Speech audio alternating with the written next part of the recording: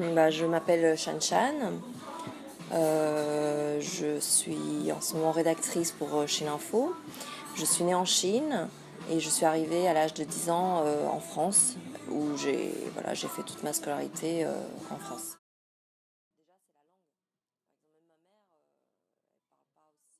Oui, je pense qu'il y a un malaise dans ce sens-là, mais je pense qu'il y a une colère aussi. Parce que ça, je le comprends dans le sens où les Chinois, ils ont tout fait pour s'intégrer, enfin, de ce qu'ils pouvaient. Ils ont justement essayé d'être discrets, de travailler et de vivre de leur travail, voilà. Et ils sont récompensés par des agressions. Voilà, c'est un peu ça aussi. Je pense que c'est de la colère.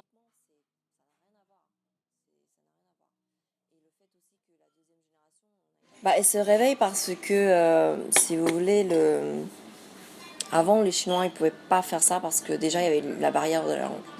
Et la génération d'avant, mes parents ou les parents de les premières générations de Chinois, ils se devaient d'être discrets, c'est une question de survie. La barrière de la langue fait qu'ils ne peuvent pas s'exprimer correctement face en plus à un public.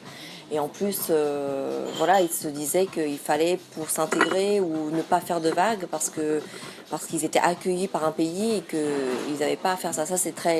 Là, c'est culturellement, on va dire, assez asiatique.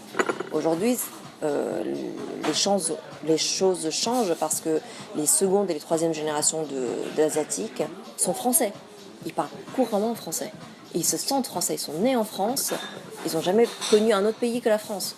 Donc eux, ils estiment qu'ils sont légitimes de prendre la parole quand ils sont victimes. Donc c'est ça qui a changé en fait.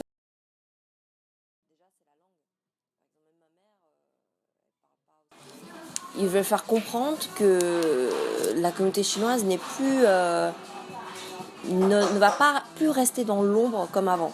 C'est-à-dire que si vous nous faites du mal, on va le dire, ce qui n'était pas le cas avant.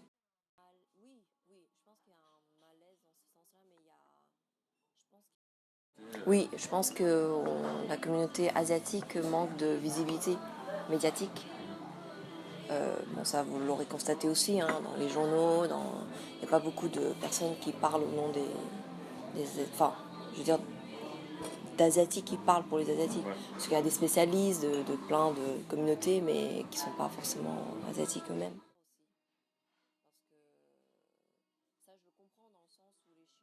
Déjà, c'est la langue. Par exemple, même ma mère, elle parle pas aussi bien français, par exemple. Donc, pour exprimer des choses qui sont très subtiles, ou même le fait même de se dire je vais en parler en publiquement, ça n'a rien à voir. Ça n'a rien à voir. Et le fait aussi que la deuxième génération, on a été éduqués en France, donc on sait comment parler français. On sait parler français normalement, en fait. Il n'y a pas de problème culturel, on va dire. Parce que même quand on parle très bien la langue, des fois, on s'exprime de manière... Il peut y avoir des malentendus, parce que c'est un problème, c'est culturel. Là, la seconde génération n'a pas ce problème, puisqu'elle a été éduquée en France par des professeurs français. Je pense que c'est vraiment la barrière de la langue et la culture qui fait que ça change. Et le fait que la seconde génération se sente légitime et n'ont pas peur de parler, en fait, aussi. Non, je suis français, donc j'ai le droit de dire ce qui me plaît pas.